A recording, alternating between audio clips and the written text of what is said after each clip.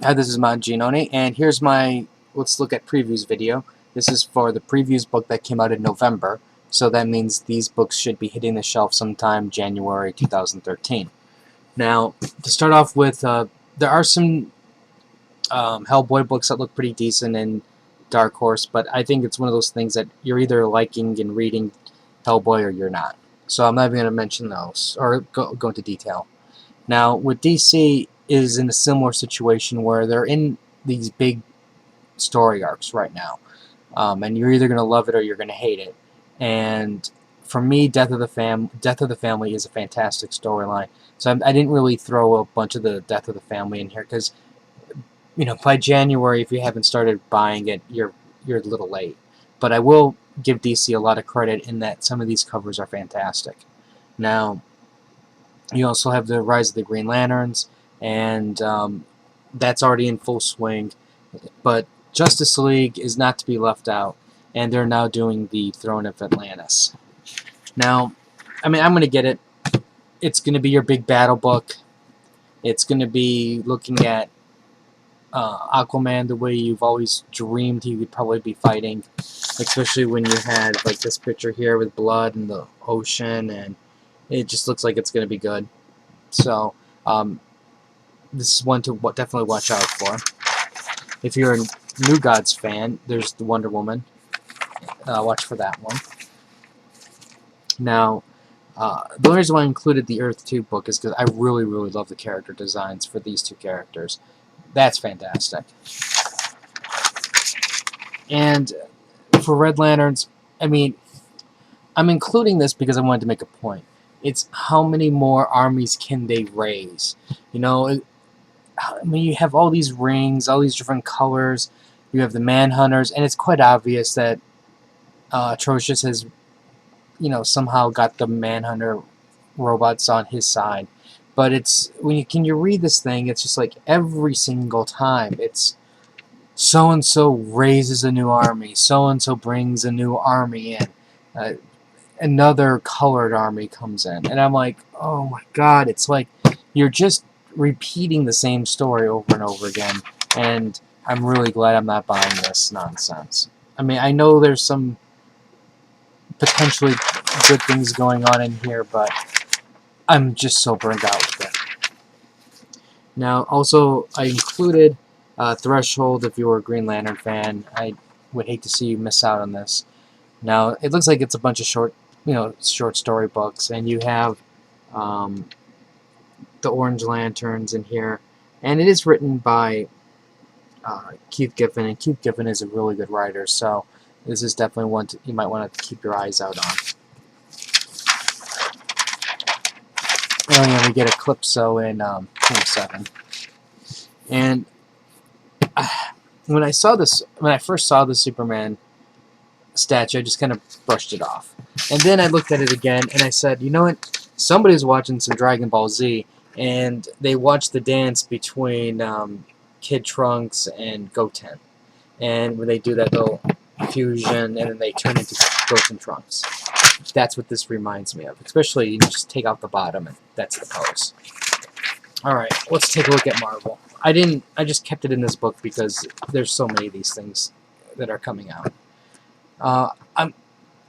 I'm not happy about the changes in X-Force, but I think this team, it's a weird dynamic, and you have some very unusual characters in this, and that has me interested. So I'm going to get the first issue just to see what happens.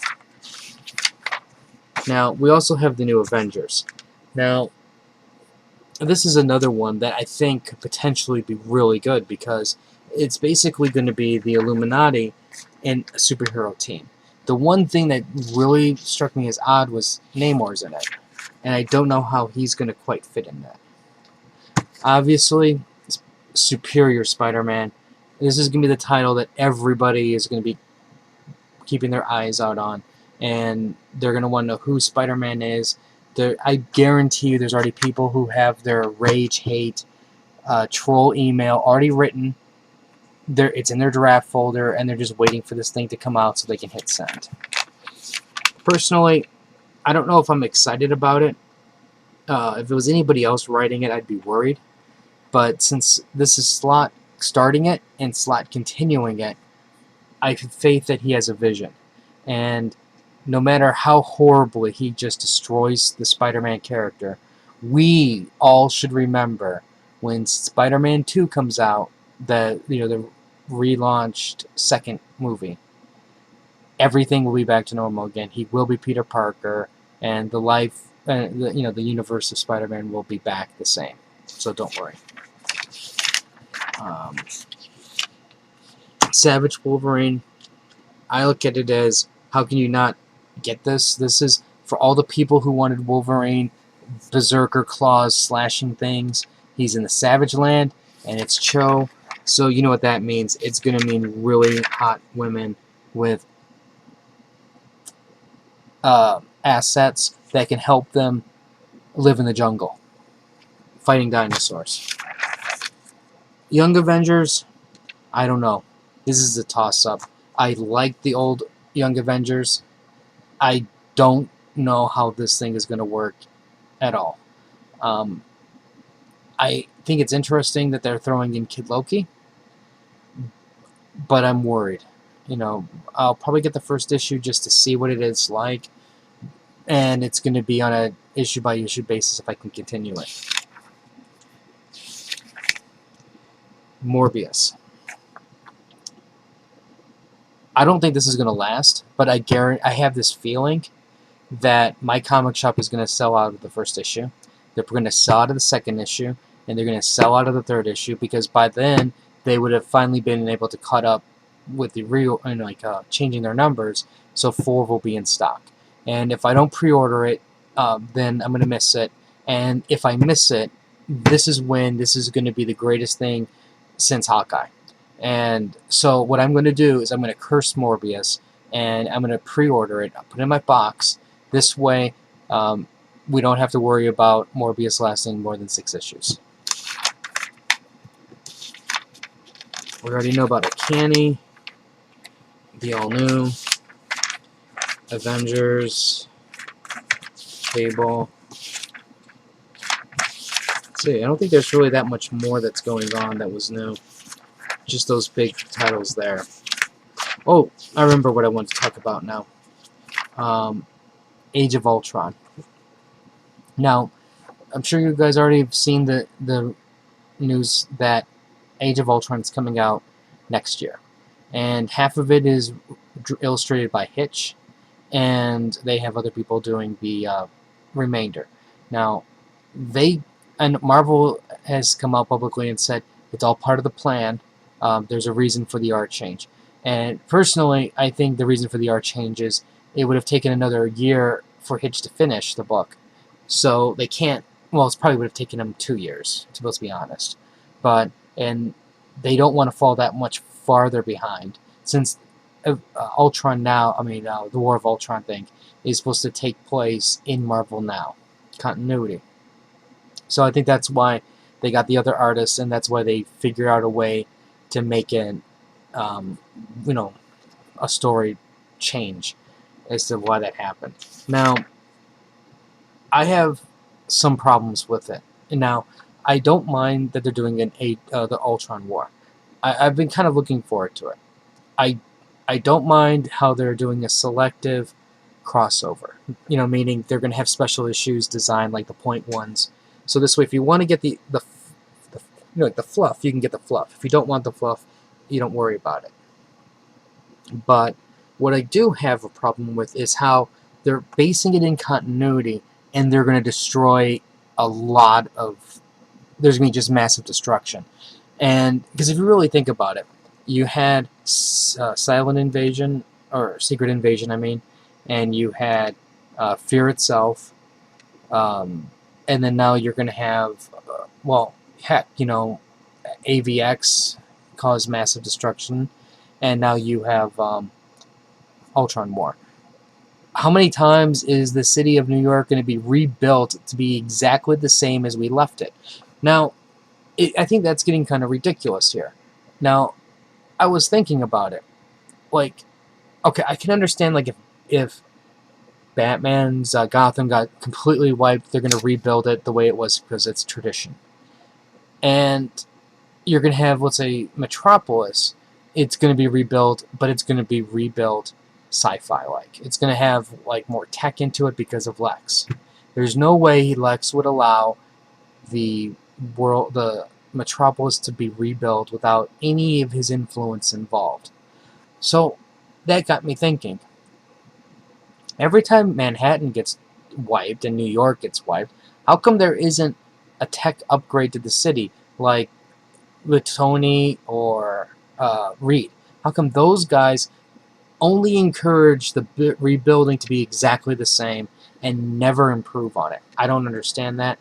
And I think that in a way what it's doing is when you don't have consequence. Now granted there's a consequence that the city got cities got destroyed, but there's no consequence because there's no aftermath. Like look at what happened during Fear Itself. Grey Gargoyle killed all those people in Paris.